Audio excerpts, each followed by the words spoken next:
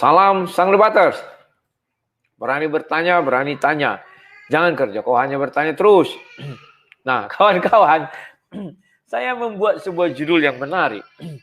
Keajaiban di seputar selangkangan. Ya kan? Jangan kalian bilang itu tidak ajaib. Kalau kalian sudah dewasa, kalian nanti akan sadar betapa ajaibnya selangkangan itu. Ya, begini kawan. Ini khusus orang dewasa saya katakan kepada kalian. Ya kan? Ketika kau mencium bau di selangkangan, kau bilang, bau. Kan demikian. Tapi kenapa kau menjadi suka? Ini keajaiban itu kawan. Contoh misalnya inilah, saya anggap ini ikan. Ikan asin atau apa ya, saya cium, bau. Ini saya buang. Sungguh luar biasa keajaiban selangkangan itu kawan. Dan kalau kita bertanya, mengapa Tuhan harus menciptakan dia jadi barang yang bau? Itu mau mengajarkan kepada kita, ya kan? Jangan kau sepele terhadap barang bau ini. Ya. Daerah yang bau ini. Sekalipun dia bau, kau tetap menyukai dia. Dan di dalam tempat yang bau itu, kau menemukan sesuatu kenikmatan yang luar biasa yang sering kau katakan surganya di dunia. Ya kawan-kawan ya. Nah, karena itu kawan, ada sekumpulan kaum. Namanya saya namakan kaum begoders. Ya kan? Mereka di bumi ingin mencari format baru di dalam seputar selangkangan ini. Maka yang mereka lakukan adalah mereka sering mencium selangkangan ini lebih dari satu. Ya kan? Ditambahnya besoknya, ditambahnya bahkan sampai ada katanya kita lihat di TV-TV kan istrinya sampai 19 atau bagaimana itu atau 21 atau bagaimana kan, ada yang 9 dikumpulkannya dalam satu rumah. Tujuannya jelas kawan. Dia ingin mencari nuansa baru dari wanginya selangkangan ini. Apakah dia menemukan? Tidak, dia tidak dapat. Sekalipun itu disemprot parfum harga 1 miliar, dia tetap tidak dapat menemukan wangi di dalam seputar selangkangan itu kawan ya. Inilah saya bilang keajaiban. Maka karena di bumi mereka tidak dapat, maka ada yang menjanjikan sebuah selangkangan yang lebih ajaib lagi. Dia namanya di Nirwana. Nirwana ya, satu tempat di mana ada keabadian. Di Nirwana itu, selangkangannya katanya harum-harum. Ya kan? Maka orang berlomba-lomba menjadi goblok, menjadi begoders ya, agar bisa sampai nanti ke nirwana yang dimana terdapat selangkangan ajaib itu yang wangi. Tapi saya percaya kawan, sewangi-wanginya nanti isi selangkangan yang di nirwana itu, mereka tetap kembali ke selera asal. Ya kan kawan-kawan? Sama dengan seekor kucing, kamu kasih ikan. Dia mencium bau sekali ikan ini, tapi dimakannya. Kamu semprot ke ikan ini parfum yang mahal gitu ya, dia tidak akan makan itu. Justru dia bilang ini kok wangi, ya kan? Yang saya takutkan, karena kalau kita di surga dapat selangkangan, di nirwana artinya surga ya, dapat selangkangan, maka yang terjadi adalah keinginan daging. Dalam ajaran Kristen kan begitu, daging. Maka daging itu hanya bisa berfungsi kalau ada nafsu. Ya kan? Setelah ada nafsu, baru otak lah yang memerintahkan. Kan dari penciuman dulu. Masuk ke otak, otak memerintahkan, ini cocok katanya. Ya. Jadi saya teringat seorang bapak yang suka mengoleksi wanginya selangkangan. Dia sudah keliling Indonesia, bahkan keliling dunia ya. Dia mencari selangkangan, diciumnya gini, ini dari Amerika. Ini dari Uni Soviet, ini dari Aljazair. Tahu dia, baunya kayak mencium apa gini kotoran itu kan, tahu dia kawan, atau cium kopi. Satu hari anaknya saking penasaran kan, anaknya belum bisa membawa bapaknya ke surga. Dilihatnya lah kerbau, ya kan, dibawanya lah bau kerbau ini sama bapaknya. Coba cium ini pak, cium bapaknya. Ini barang baru katanya.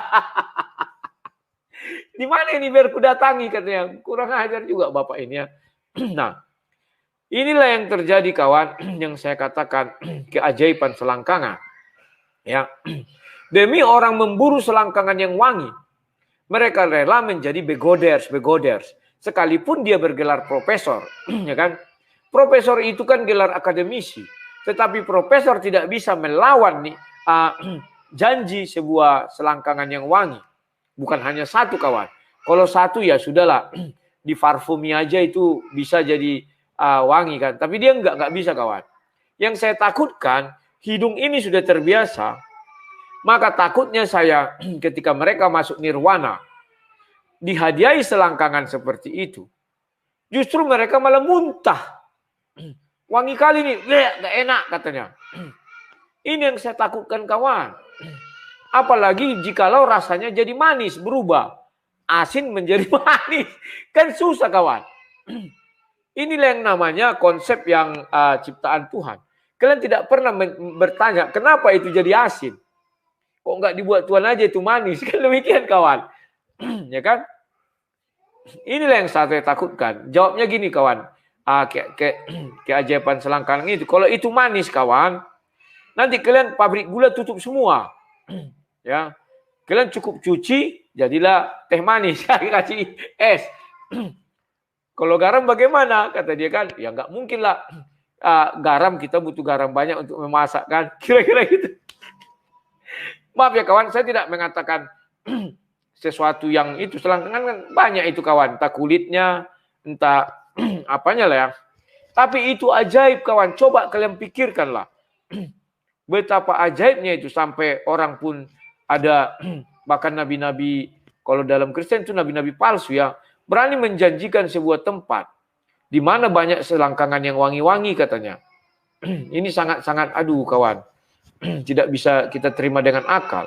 Justru semakin dia wangi, semakin kita nggak selera. Ya kawan-kawannya, inilah yang dikatakan penciuman dan kebiasaan. Kalau sudah kebiasaan, misalnya kita berpuluh tahun hidup di bumi, maka kita dipindahkan ke satu tempat, dan tempat itu ada terjadi perubahan. Apakah kita beradaptasi atau otak kita langsung disihir atau diciptakan cep-cep langsung menyukai hal itu? Ini yang perlu kita pertanyakan, kawannya. Karena menurut saya kedagingan itu tidak akan ada berubah langsung secara drastis. Tak ada itu. Ya, saya sudah berapa kali bertanya kaum begoders, berarti nanti di nirwana itu yang kita pikirkan kedagingan. Iya, kata mereka, bangga pula dia, kawan. Bahwa di nirwana nanti yang dipikirkan adalah kedagingan. Karena berupa hanya daging yang bisa melakukan kenikmatan, merasakan kenikmatan di seputar keajaiban selangkangan. Kalau roh saya pikir enggak. Ya. Roh disentuh aja dia kan tembus. Bocor gitu ya, tak bagaimana lah. Nah inilah kawan-kawan yang sering kita lupakan di dalam pemikiran kita mengenai sorga atau nirwana. Dan bagaimana hubungannya dengan kita hidup di bumi ini sering kita lupakan. Cobalah kita satu-satu saat berpikir ya, aduh ini ada anak-anak nangis. Saya nggak tahu mengapa dia nangis. Terkadang begitu ya, anak-anak menangis kita nggak tahu. Dia itu tinggal di tempat saya, bapaknya sudah meninggal. Jadi anaknya 2, ibunya 1. Jadi saya buat di samping kantor saya ini. Saya fasilitasi lah semuanya. Kami di lantai 2. Itulah yang bisa saya sebutkan kenapa ada suara tangisannya. Nah, kawan-kawan, mengenai keajaiban selangkangan ini, kawannya, sampai itu dituliskan di dalam sebuah kitab-kitab kaum begoders, ya. Saya tidak bilang agama, tapi ada kitab-kitab kaum begoders. Itu sampai dituliskan, kawan. Sekarang yang menjadi pertanyaan lagi, ya kan? Kriteria mereka di sana, apakah mereka sejenis dengan kita? Kan tidak. Manusia hanya menyukai manusia. Jikalau manusia menyukai yang bukan manusia, itu adalah kelainan jiwa. Kan? Selangkangan yang di bumi tidak sama dengan selangkangan yang di nirwana. Artinya ya nanti yang di nirwana itu jenisnya apa? Apakah jenis manusia? Kalau dia dari jenis manusia, maka selangkangannya itu tetap tidak sewangi. Tidak akan pernah wangi.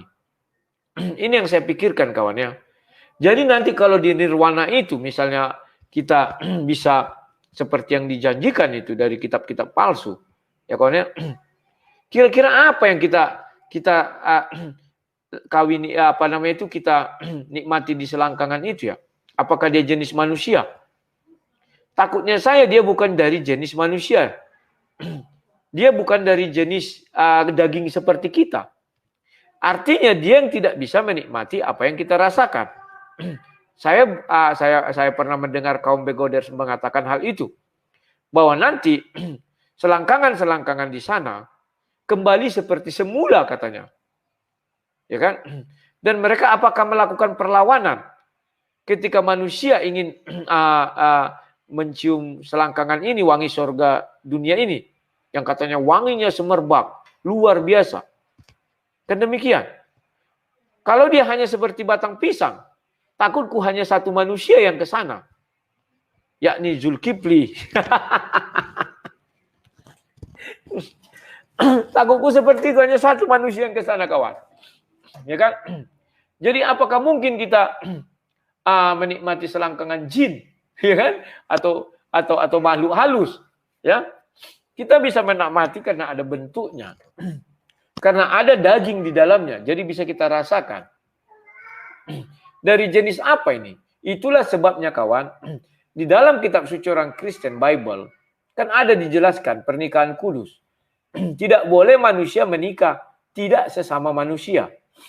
Menikah di sini artinya menikmati selangkangan juga, kawan, wanginya itu. Kalau dia tidak manusia, maka contoh nih, kambing kan dilarang di Imamat 18 itu. Tidak boleh kita menikmati selangkangan kambing. Kan gitu, kawan. Apalagi menikmati selangkangan makhluk halus, nggak bisa. Ya, kawan. Itulah sebabnya kalian tidak akan diberi di surga orang Kristen itu selangkangan. Mau yang bau maupun yang wangi, tidak akan ada itu, kawan. Karena jelaskan di situ, pernikahan kudus itu harus manusia sama manusia, itu intinya pertama. Ya kan? Tidak bisa kau manusia, lawanmu bukan manusia. Jadi kawan-kawan, jangan ditarik ke pikiran negatif ya, karena saya hanya bilang keajaiban seputar selangkangan. Maksudnya keringat juga bisa ya. Nah, itulah keajaiban seputar selangkangan. Banyak orang rela menjadi begoders, bahkan menjadi dungu, idiot, demi bisa mencapai cita-cita. Bahwa dia nanti mendapat selangkangan yang bau semerbak, yang wanginya melebihi parfum.